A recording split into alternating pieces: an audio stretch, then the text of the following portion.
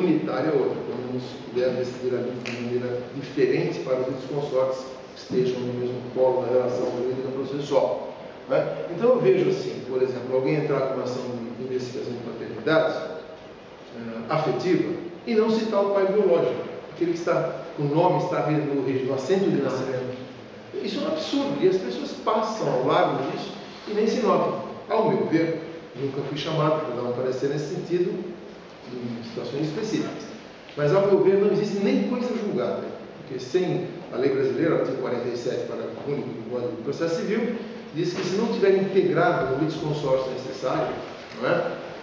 A sentença terá sido dada inutilmente, é uma sentença inútil ter data, ou seja, não faz nem coisa julgada. Ela é ineficaz.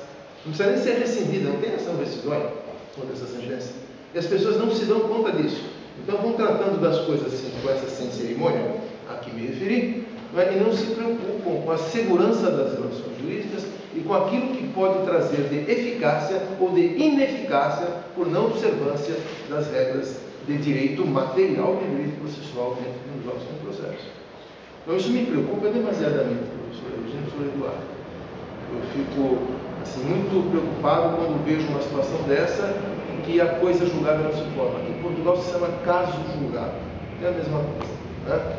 No Brasil existe um artigo no Código de Processo Civil, é o 472, que é o artigo que trata dos limites subjetivos da coisa julgada ou do caso julgado. Né?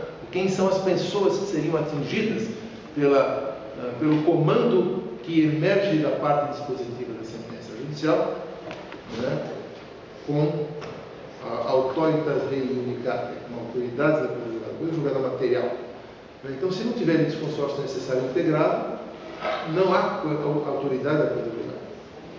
E a lei brasileira continua nesse 472 do Código de Processo Civil, na segunda parte, dizendo: nas questões de estado e capacidade das pessoas, mais especificamente isto, a coisa julgada poderá até se estender a terceiros, é o que o Helwig chamava de eficácia reflexa da coisa julgada, no seu tratado importantíssimo sobre a coisa julgada, infelizmente não tem tradução, está em alemão, mas é isso, ou seja, pessoas que não estejam na relação processual poderão até ser atingidas pela sentença pela eficácia reflexa da coisa julgada, mas a lei brasileira continua, vírgula, desde que integralizado o litisconsórcio necessário, é óbvio.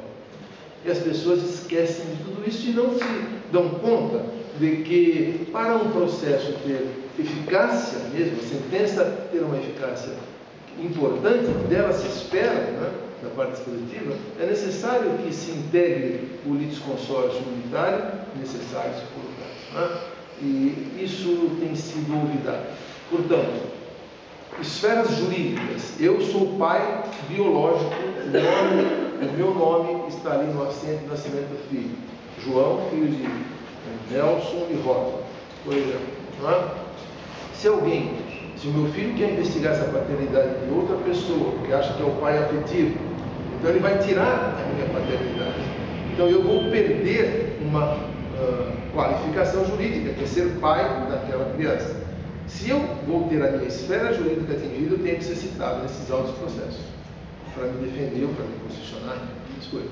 Então não é possível se mover uma ação de investigação de paternidade sem esses requisitos mínimos de citação do litisconsorte que é necessário. Né? Não sei como a coisa se processa aqui em Portugal, não fiz essa pesquisa, estou falando apenas do direito brasileiro, que é aquilo a que me propus falar na manhã de hoje. Né? Bom, eu acho que nós podemos deixar mais assuntos para os debates. Eu queria ter trazido aos senhores essas pequenas reflexões bem curtas sobre as minhas preocupações a respeito das ações de Estado. Uma coisa importante que eu não falei é relativa à prescrição das pretensões de Estado para as pessoas. Na lei brasileira existe um tratamento bem interessante a respeito de decadência e prescrição. Em Portugal você chama de decadência de caducidade, prescrição. Nunca ninguém sabe qual é a diferença de uma coisa e de outra, vocês já ouviram as maiores explicações de todos os lados e nunca vão entender nada, porque é engraçado. sobre prescrição e decadência, prescrição e caducidade, né? Mas existem alguns critérios. No Brasil tem um trabalho muito bom de um professor da Paraíba, que é o Agnello Amorim. Temos aqui dois representantes da Paraíba muito importantes, alunos brasileiros que estão aqui na Universidade de Lisboa, né? E o Agnello fez um trabalho excelente e demonstrou, até ele chama o artigo da década de 60 do século passado, chama de critério científico para distinguir prescrição de decadência, identificar ações imprescritíveis, etc. Resumo da ópera: quem no Brasil foi adotado pela lei, em primeiro lugar, esse critério do Agnello, no Código de Direito de Defesa do Consumidor. Eu participei, fui um dos autores do Código Brasileiro de Defesa do Consumidor, participei da comissão que redigiu, e eu especificamente que adotei essa tese do Agnello e coloquei lá no Código do Consumidor. E o Código Civil Brasileiro adota também a mesma sistemática do Agnello, distinguindo prescrição e decadência.